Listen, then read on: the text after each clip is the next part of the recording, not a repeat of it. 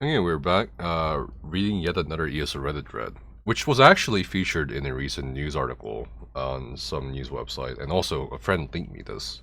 So we're going to be reading this Reddit post, and it seems to have 485 upvotes. May have been controversial for a little bit. And the title is, Firesong Got Me Very Concerned for the Future of ESO's Narrative. This post contains all kinds of spoilers for the Firesong DLC and its conclusion, so if you're watching this video or whatever, I would just turn it off if you don't want spoilers for Firesong DLC or Update 36.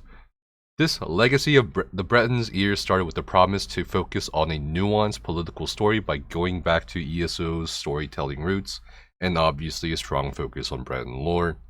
After finishing Firesong novel-related content, I'm left to wonder where all those promises went. Okay, wow. Is Druid Hitler, what?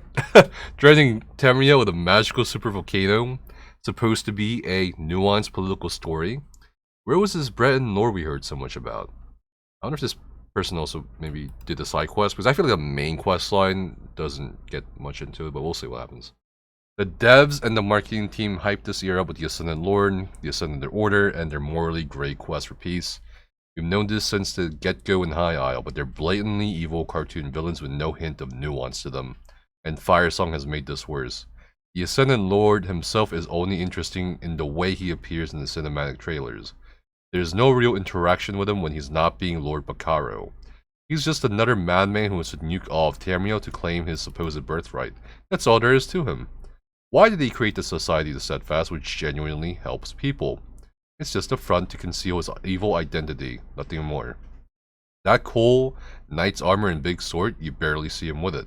When you end up fighting him, he's turned into a giant demon plant guy spouting mustache-twirling villain things in a hilariously deep voice. Not gonna say anything about the boss fight itself because everyone already knows how stupidly simple they are. Oof, man, this is coming from a lore dude. The attempt to keep the Ascendant Lord's identity a secret honestly gave me second-hand embarrassment for the writer, who thought they were pulling an Agatha Christie with this. Oh my god, this is such a scathing review. It got so shameless that at one point the player character in Druid Ravana stumble across Lord Bacaro's super secret basement where you find the Ascendant Lord's armor, and Rivara says something along the lines of, "That's odd, why does Bacaro have the Ascendant Lord's armor in his basement?" Oh my god. And you, the vestige, who apparently lost brain cells alongside your soul, do not connect the dots and have to read Bacaro's journal, where he explicitly states that he is indeed the Ascendant Lord in order to understand what's going on here. After that, you have to listen to every other character, including the great investigator Lady Arabelle, react to your shocking discovery. Oh my god, this is such a scathing lore review. The actual political stuff, aka the peace talks involving the alliance leaders? We don't see them. They got into a room to talk at the very end, and that's the end of the DLC. I figured this would happen because the implications of the three alliances suddenly coming to terms with each other in the Zone DLC about druids would be an odd creative choice, but it was still an underwhelming moment. The peace talks are the very first thing you hear about during the first prologue quest of the year, and you never get a conclusion to it. We'll even find out what the result is by next year. And then, the Breton lore. I don't know how this could have possibly changed anybody's perception of the Breton race. They're still relegated to being your average medieval knights. This is what I was saying the other stream, right? For the people who didn't tune in the other stream, I was complaining about how I was not as interested with the Bretons as much as I was interested with the Argonians, even in Murkmire, or even the Reachmen in Markarth DLC and all that shit. I feel like the expansion of lore was really good for the Argonians and the Reachmen and whatever, right? Whereas the Bretons were kind of they didn't really expand on it. I felt like it was kind of okay, here are some French people in a medieval society. Surprise. And this person is actually on point about this whole average medieval knight thing. I just did not sense any new fascinating Breton stuff. Maybe it wasn't supposed to be new or groundbreaking, but at the same time it's well, why can't we find out more about other stuff? Instead of that stuff being kind of hinted at or hidden in the side quest or the public dungeon quest. And it's just kind of okay, it's just French people. That's cool. The only addition we got was finding out that first era Breton druids traveled to the Isles and settled there, and yeah, that's interesting too. But they didn't expand on that. It doesn't help that Chris Redfield, Sonic the Hedgehog, what? Is this the voice actor? Ends up selling the tagline "Legacy of the Bretons" by literally saying it out loud and claiming that the real Breton legacy is being proud of their dual heritage, a dual heritage that has barely been mentioned up until that line of dialogue. All this to basically say that Fire Song, just like High Isle, has an incredibly bland and generic story featuring equally bland characters except for Captain Ceravane. Sadly, I can say the same about 2020 and 2021's DLCs too. Well, I would kind of disagree with Mark Harth. Content is at an all-time low, and story is quite literally the only selling point of this DLC, so I find it very annoying what we get as content for the sake of being content. It's very frustrating because I know ZOS and its writers are more than capable of telling good stories with interesting characters. Yeah, I agree. So it feels to me like there's a lack of interest on their behalf. Is it only the writer's fault? Is it the yearly story formula? Is it because ESO is discreetly being put on the sidelines while the main team is working on ZOS's new IP? Wow, even the lore people think that. Oof, not a good sign. This is long, and I hope it didn't come across as too disconnected of a rant. Not enough people are complaining about the decline in the writing for my taste, so I felt this to be necessary. Okay. Too long didn't read. If 2023 is a Telvanni Peninsula, and my wife Naryu Virian returns, I did not want her to be boring and bland. I want to be excited about the story and the characters again. ESO still has so much potential, but as it currently stands, the cinematic trailers tell a more entertaining story and they don't even contain a single line of dialogue. Oh my god.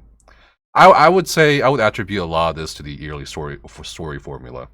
I would say so, for sure.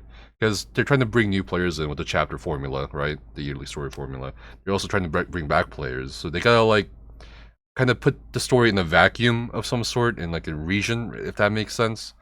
While at the same time giving, like, an Elder Scrolls feel. But then you can't go too much in detail, especially with the chapter storyline, because what happens usually is, well, it's just simplified to the point where it's not that interesting. And this is the same problem I had with High Isle. Same problem you had with High Isle, probably with this person. You're gonna have the same problem with Blackwood, Greymore. Elsewhere was decent, I'd say. Somerset was pretty good, but then once it hit, I think around Greymore, it's like, well, why are the quarter 4 DLCs like better at storytelling than the chapter? I think it's the yearly story formula, honestly. But yeah, I'm kind of curious what the people said here on Reddit. The stories in ESO have the same issues that modern day movies have, and it's designed by committee. The stories have become formulaic and boring. Yeah. I'm kind of curious. It seems like everybody's mad right now. PvPers, PvEers, the lore beards. What the?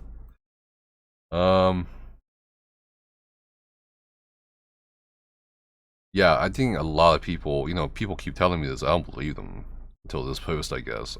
Ce-Nex was telling me as well. Like, a lot of people are just kind of, like, disappointed or, like, not really, vibing with the lore.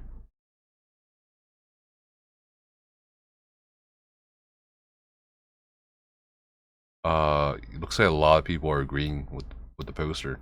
I think the poster definitely has a valid point. Lots of valid points about, the year-long formula, for sure. Yeah. I think Breton was just not a good choice. If they weren't gonna expand too much on it. ESO writing peaked in Orsinium. True! Actually, Orsinium's still one of my favorite DLCs. Probably my best favorite DLC, but what do you guys think? I don't know. Certainly, I think there's a lot of concern for not just the combat and other stuff in ESO, but it seems like there's also concern about lore, which I can certainly sympathize with, for sure. Because I think a large part of the lore immersion too, like this person kind of like alluded to it, saying that, where is it? They mentioned something about like the boss fight, right?